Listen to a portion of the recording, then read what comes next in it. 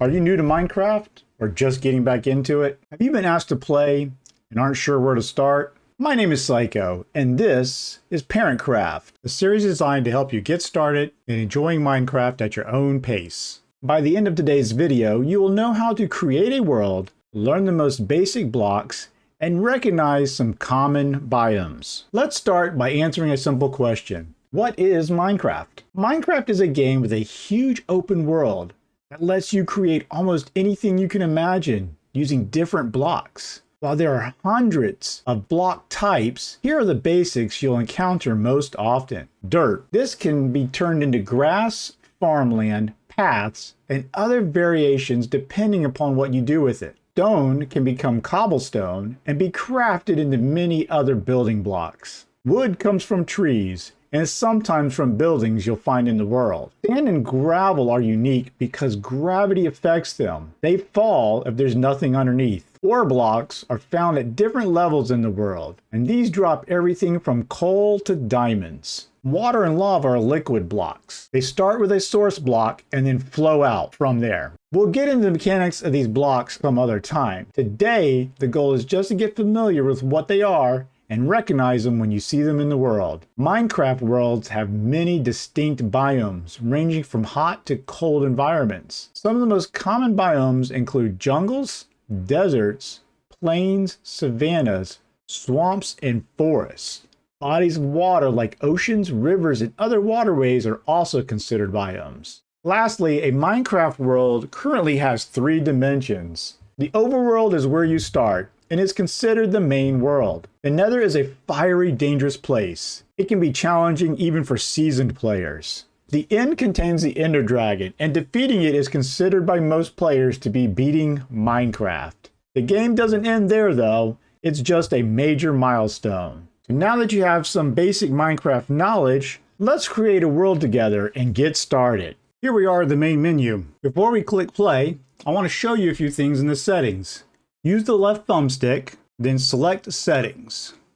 Scroll down to Controller. If you're using a keyboard and mouse, select that instead. Look through the list and see what buttons or keys go with each action. This is just for reference in case you need it later. So let's go back to the left and down until you see audio. I always turn music off, and I lower the environmental to about 70.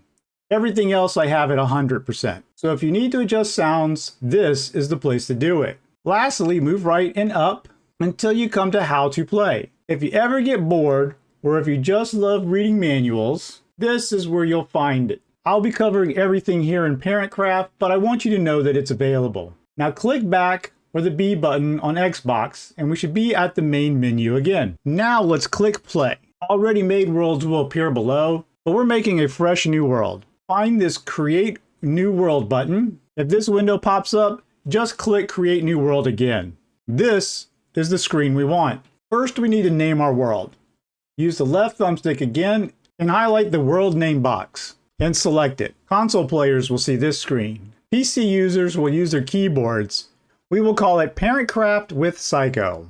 Now for game mode. Creative gives you every block and item. It's great for experimenting and building. Many younger players start here. Survival mode is where we gather resources and monsters can attack. This is the one we'll use. So keep it on survival and come down to difficulty. Peaceful has no monsters. Easy, normal, and hard do. Our series goal is to get you comfortable with easy, but not today. We need to crawl before we walk. So click peaceful. Now push left and down to advanced. All right, up here we see world seed.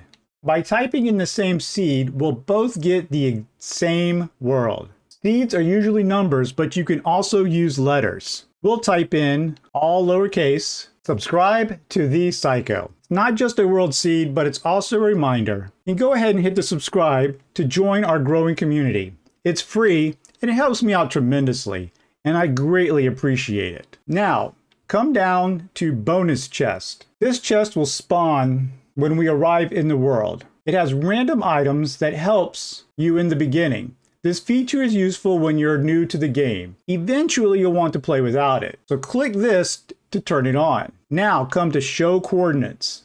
Minecraft uses X, Y, and Z values to show location. X and Z are for sideways and forward-backward movement. Y shows how high or low in the world you are. These help you find or mark locations, especially if you write them down.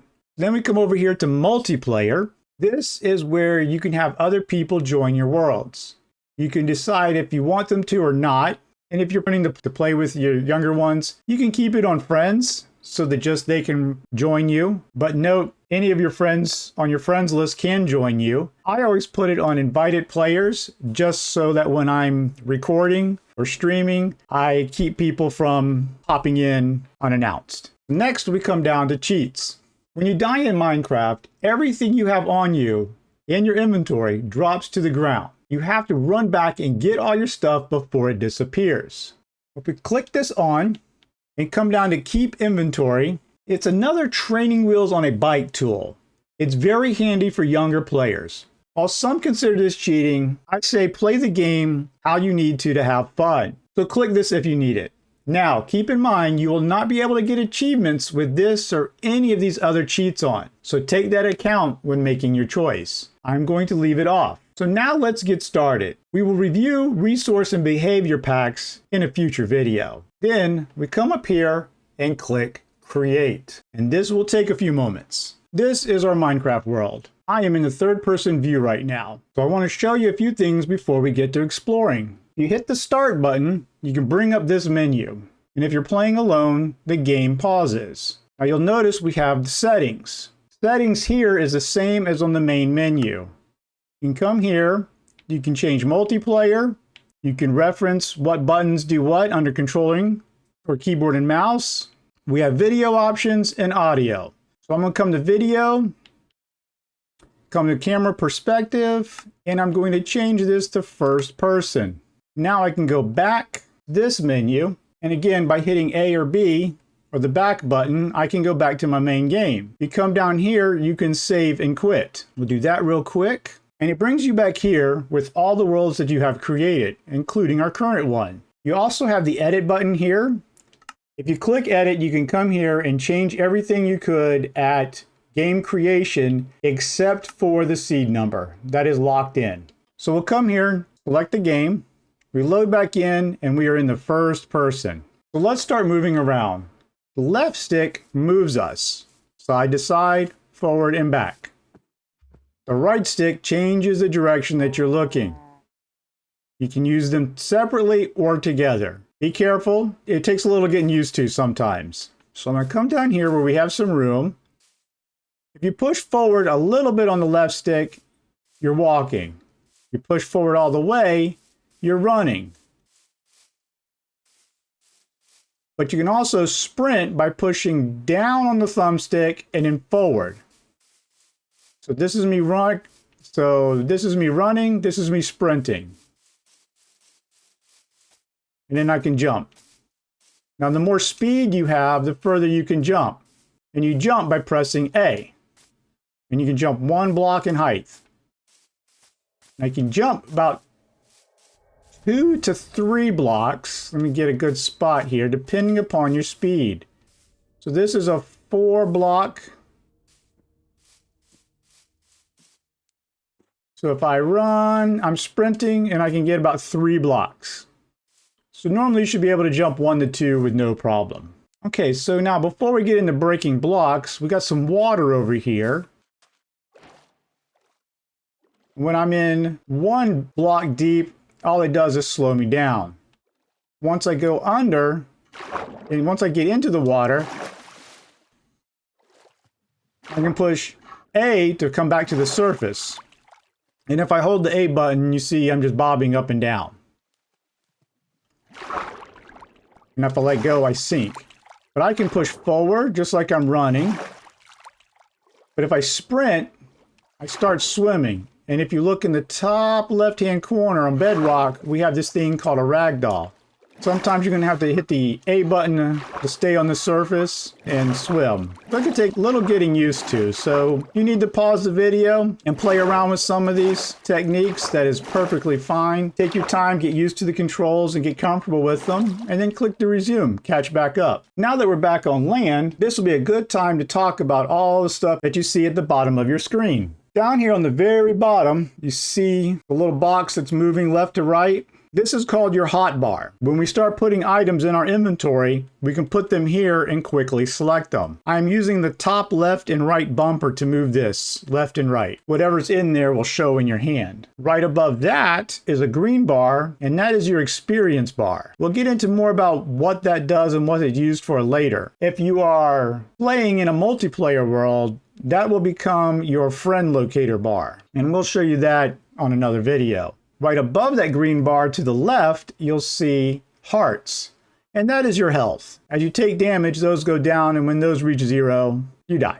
Now, on the right, you'll see that looks like little meat bars or handles. That is your hunger bar. In peaceful mode, it will not go down, but in normal or in easy and above, it will. When that gets to 0, then you start taking damage, and it affects your health. And we'll get into how to replenish that another time. Now, as you saw when we were in the water, we had little air bubbles. The little bubbles there represent air.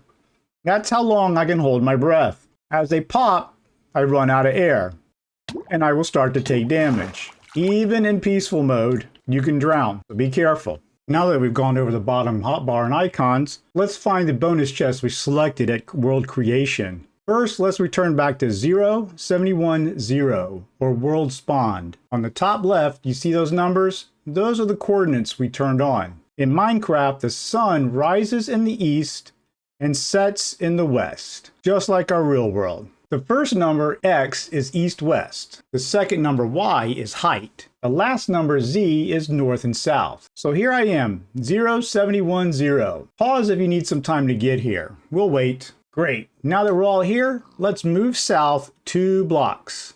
We will fall and take some damage, but in peaceful mode, health regenerates automatically. Turn left or east, and there it is, our bonus chest waiting for us, along with some torches. Using your right thumbstick, move the crosshair over to a torch. Using the right trigger, we can mine or break blocks and items. Click it once.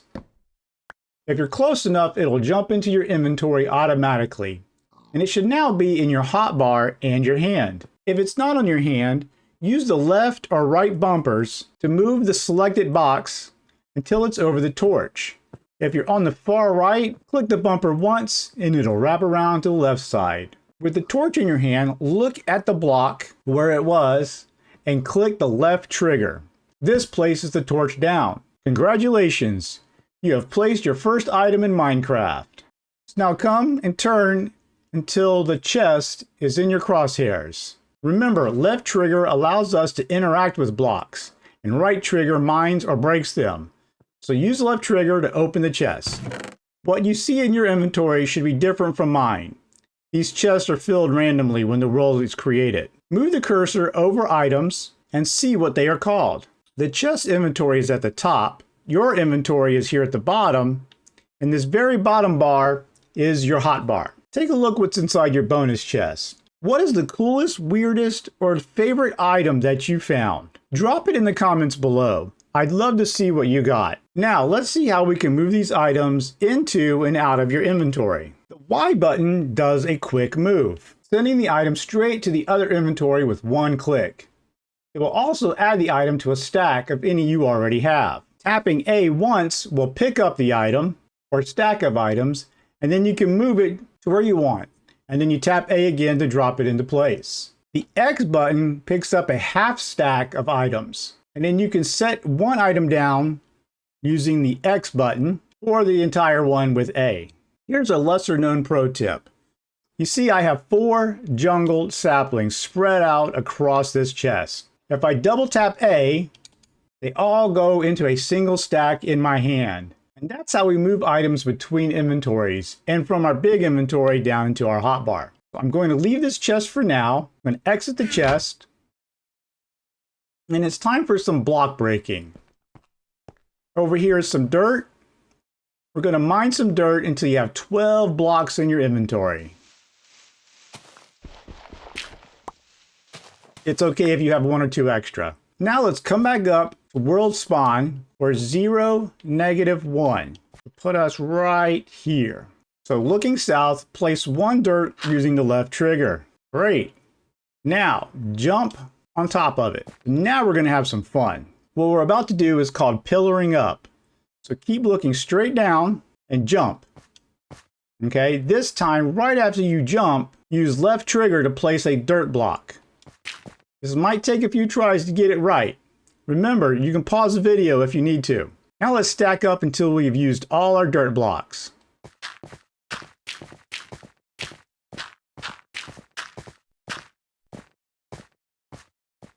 Now you're almost looking like a pro. Before touching anything else, click the B button. In the top left-hand corner, you'll see the little ragdolls kind of scrunched down. You are in crouch or sneak mode. This allows us to move around without falling off the edge of the block we are standing. Now, look around. Do a full circle slowly so that Minecraft can generate all the distant terrain. See, we got a lot of forest and some water. But beautiful, isn't it? It's got lots of places for us to go and explore. Today we learned how to open chests, run, walk, jump, swim, and even break and place blocks. That's a lot for your first day, which is why we kept things on peaceful mode. Next time, we'll dive into how to survive your first day in Minecraft. Spoiler alert, step 1 is punching a tree for wood. My name is Psycho. If you found this video helpful, please hit that like button and subscribe. Please hit that like button and subscribe so you don't miss what's next. We'd love to have you as part of our growing Minecraft community. Our motto is survive, adapt, thrive. Parentcraft will teach you how to survive. See you soon, and don't forget to drop a comment telling us what awesome or unusual items you found in your bonus chest. Click here to subscribe. YouTube feels you should check out the video at the top, or you can check out the one at the bottom.